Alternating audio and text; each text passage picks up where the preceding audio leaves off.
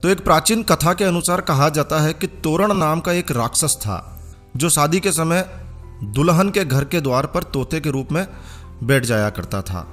तोते का रूप धारण कर लेता और दुल्हन के घर के मुख्य द्वार पर बैठ जाया करता था।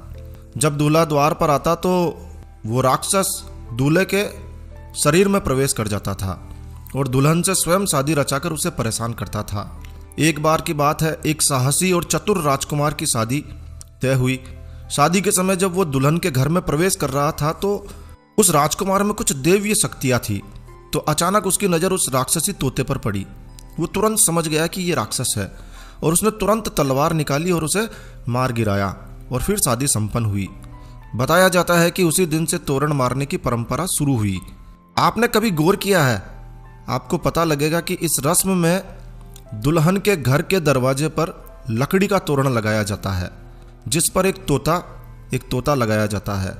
अगर आपने नहीं देखा है तो आप ठीक से तोरण को देखिए।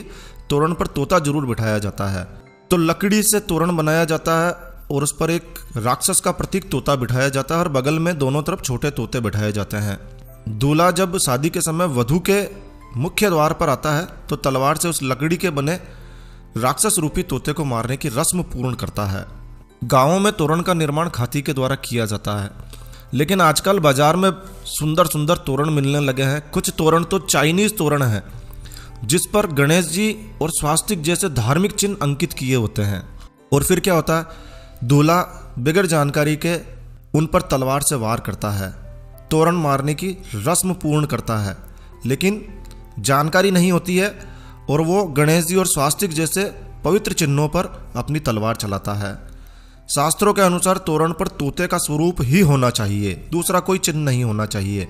लेकिन इन दिनों तोते की जगह तोरण पर गणेश जी या अन्य धार्मिक चिन्ह अंकित कर दिए जाते हैं।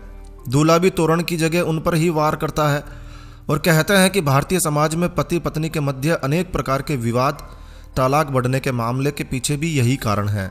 तो विद्वानों को भी इस बात को समझकर प्रचारित प्रसारित करना चाहिए। एक तरफ हम शादी में गणेश पूजन करके उनको रिद्धि सिद्धि सहित शादी में पधारने का निमंत्रण देते हैं और दूसरी तरफ हम उन्हीं पर तलवार से वार कर उनका अपमान करते हैं।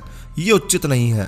तोरण की इस रस्म का ध्यान रखकर परंपरागत तोरण को ही लगाया जाना चाहिए, लेकिन जानकारी के अभाव में लोग जानते ही नहीं हैं, क्या करें। जानकारी के अभाव में जो तोरण बाजार में मिल जाता है वही ले आते हैं। तो इस बात का विशेष रूप से ध्यान रखें कि इस बार जब भी किसी की शादी हो और यदि आपकी नज़र इस प्रकार के तोरण पर पड़े तो उसे समझाइए और हो सके तो इस वीडियो को अधिक से अधिक शेयर कीजिए। यदि आप हिंदू हैं, हिंदू धर्म को, हिंदू परंपराओं को जिंदा रखना चाहते हैं तो इस वीडियो को ज़रूर से शेयर कीजिए। दोस्तों, हम इस वीडियो के माध्यम से